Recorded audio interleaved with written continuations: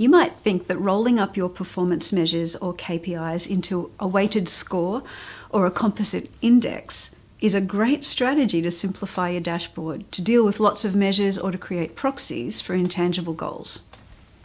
Think again.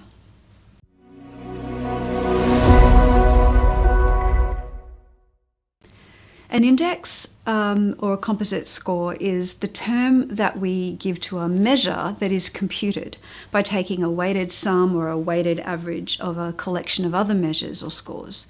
So for example, you might take a dozen or so different measures to do with productivity and create a weighted average of those measures to give you an overall productivity score.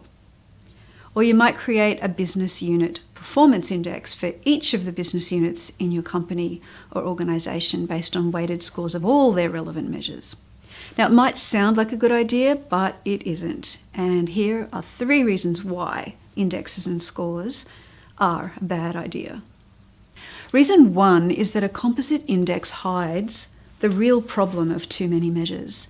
If you're using an index because you have too many measures to digest in one sitting looking at the dashboard, then the problem is that you have too many measures.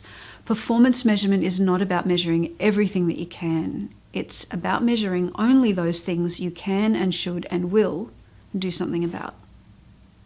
So instead of thinking an index will fix the problem of too many measures, test the value of each of your performance measures using the checklist of criteria of excellent measures that I linked to in the video description.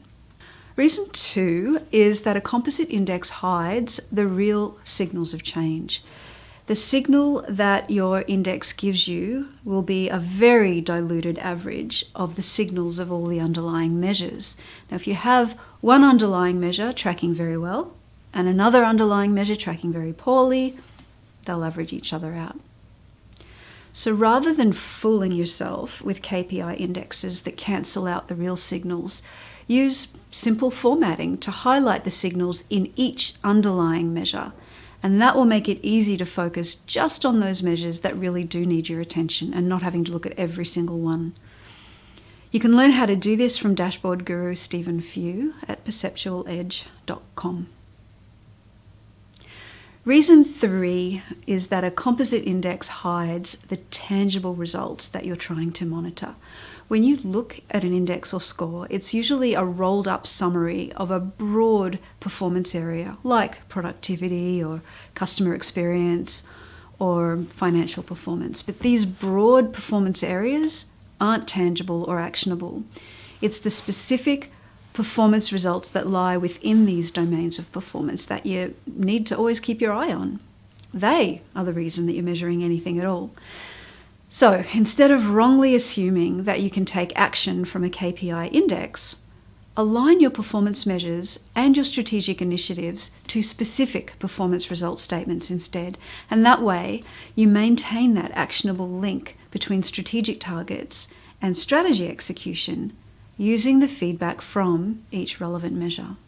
And you can learn exactly how to do that with the PuMP Performance Measure Blueprint. You don't have to just take my word for it. Go look at 1 or 2 of the indexes or scores that you currently use and just decide what action you'd take based on what it's telling you. Then go look at the signals in the underlying measures and see what action you would take based on what they're telling you. Is the action the same? If not, which action seems like the most sensible action to take? Now, if you have any stories or examples to share or you want to ask a question, I'd love to hear from you, as always, in the comments.